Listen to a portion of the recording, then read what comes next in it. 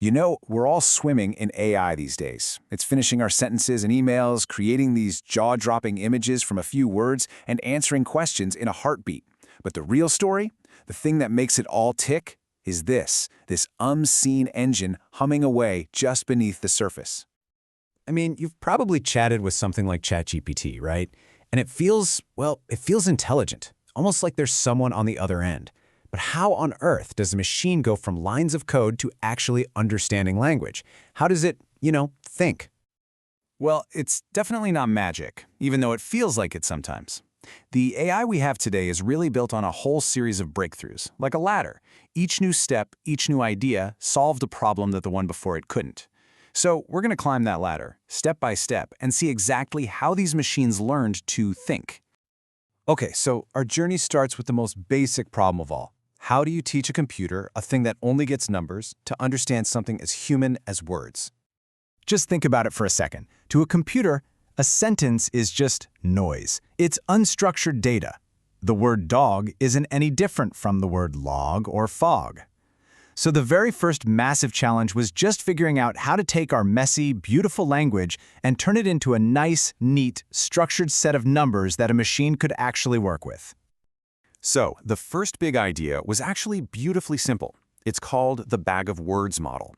Here's the gist. First, you take a sentence. Then you tokenize it, which is just a fancy way of saying you split it up into individual words. After that, you create a list, a vocabulary of all the unique words you've got. And finally, and this is the key part, you just count. You count how many times each word from your list shows up in the sentence. And what you get at the end is something called a vector. Basically, just a list of numbers that represents the sentence. Pretty simple, right? Yeah, but it has this one giant glaring flaw. This model has zero concept of meaning. To this machine, the words puppy and dog are just as different as puppy and car. It's just counting words, completely blind to how they relate to each other. And that was the next huge problem we had to solve. So the next great leap forward had to tackle this whole problem of meaning. How could we possibly teach a machine not just to count words, but to actually understand what they represent? The answer, and this was a huge deal, was a concept called word embeddings. The idea was, instead of just counting words, what if you could give each word its own specific coordinate on this huge, multidimensional map of meaning?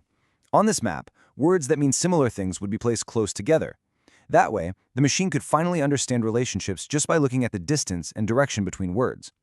So how in the world do you build a map like that? Well, a breakthrough model back in 2013 called Word2Vec figured it out. It just read enormous amounts of text. I mean, think like all of Wikipedia. And its only job was to get really, really good at predicting which words are likely to show up next to each other. By doing that millions and millions of times, it starts to learn which words are basically neighbors in the world of language. And this is where it gets really cool. On the left, you see the raw data, just a bunch of abstract numbers that make up the embedding for different words. But when you visualize those numbers, like you see on the right, you get this incredible map of meaning. Look at that. Words like puppy, dog, and cats all hang out together. Apple and banana are neighbors.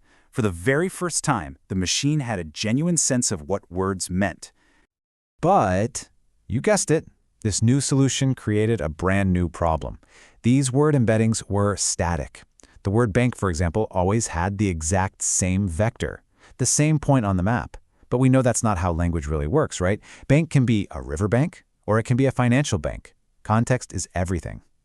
And that leads us to the next great innovation. This was a mechanism designed specifically to solve that problem of context, to finally understand the fluid, dynamic way we use language. The crucial insight was this. A sentence isn't just a jumble of words. The real meaning comes from the web of relationships between those words.